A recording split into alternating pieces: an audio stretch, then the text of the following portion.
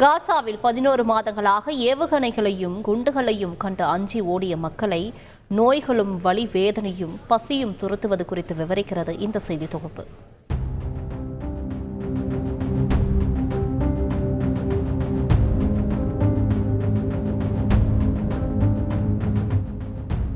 பதினோரு மாதங்களாக இஸ்ரேல் நடத்தும் போரால் காசாவில் தினசரி சடலங்கள் விழுந்து கொண்டே இருக்கிறது.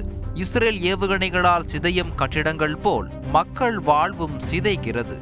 40,000க்கும் மேற்பட்டோர் உயிரிழந்து விட்டார்கள். 93,000க்கும் அதிகமானோர் காயமடைந்துள்ளனர். பச்சிலம் குழந்தைகள் முதல் பெரியவர்கள் வரை கை கால்களை இழந்து தவிக்கும் தவிப்பை சொல்ல வார்த்தைகளே இல்லை. 15 வயதில் 2 கைகளையும் இழந்த சிறுவன் கடலை பார்த்து நினைவுகளை பகிர்வதை கேட்பது வேதனையின் உச்சம். அல்-அக்ஸா மருத்துவமனையில் எனக்கு ஆப்ரேஷன் செஞ்சாங்க. கடவுளுக்கு நன்றி. 2 நாளைக்கு முன்னாடி அந்த மருத்துவமனையை மூடிட்டாங்க. இப்போது அமெரிக்க மருத்துவமனையில் இருக்கேன். நண்பர்களோட கடலில் நீச்சல் அடிப்பேன். போட்டி போடுவோம். அரை மணி நேரம் தண்ணியிலேயே படுப்போம். எனக்கு கைகள் இல்லை. எனக்கு செயற்கையான கை கிடச்சிரும். மற்ற பசங்க மாதிரி நானும் நல்லா வாழ்க்கையை வாழுவேன். ஆமாம், என்னால் படிக்க முடியும், கார் ஓட்டுவேன், என்ஜாய் பண்ணுவேன். எனக்கு கை போயிடுச்சு.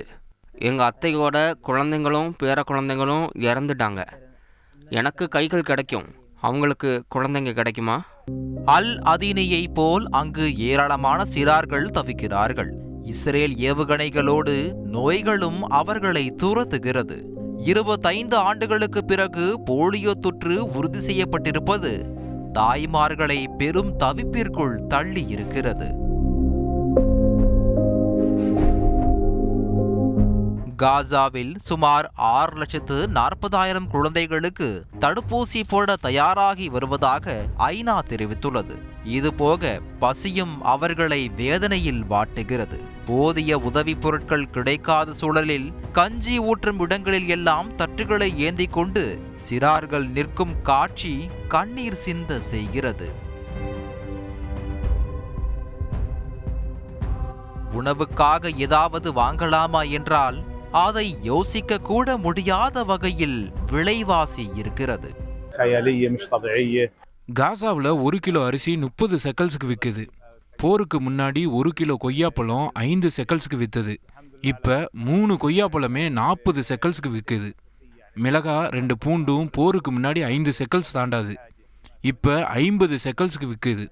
இந்த 3 உருளைக்கிழங்கோட விலை என்னன்னு தெரியுமா? 150 செக்கல்ஸ். போருக்கு முன்னாடி கிலோவே 2 செக்கல்ஸ் தாண்டி இருக்காது. பெரும்பாலும் உணவுப் பொருட்கள் கிடைக்காததால் விலை பற்றியே கவலை இல்லை என்றும் சொல்கிறார்கள். இங்க இருக்க விலையை உங்களால நம்ப முடியாது. எல்லாமே இங்க காஸ்ட்லி. ஒரு முட்டை வாங்க போனா கூட 12 ஷெக்கல்ஸ் வேணும். வருமானம் இல்லை. கடவுளுக்கு நன்றி. ஏன்னா எதுவுமே இங்க இல்லை. அடிப்படை தேவைகள் எதுவுமே இங்க இல்லை. காய்கறிகள், இறைச்சி, முட்டை எதுவுமே இங்க இல்லை. இஸ்ரேல் தாக்குதலுக்கு அஞ்சி கடற்கரையில் தஞ்சமடைந்துள்ளார்கள் மக்கள். வெயில் கோரத்தை தாங்க முடியாத மக்கள் மின்சாரம் இல்லாமல் தவிக்க கிடைக்கும் நீரை மண்பானைகளில் வைத்து குடிக்கிறார்கள். இதனால் மண்பானை உற்பத்தியும் அதற்கு ஏற்ப விலையும் உயர்ந்துள்ளது.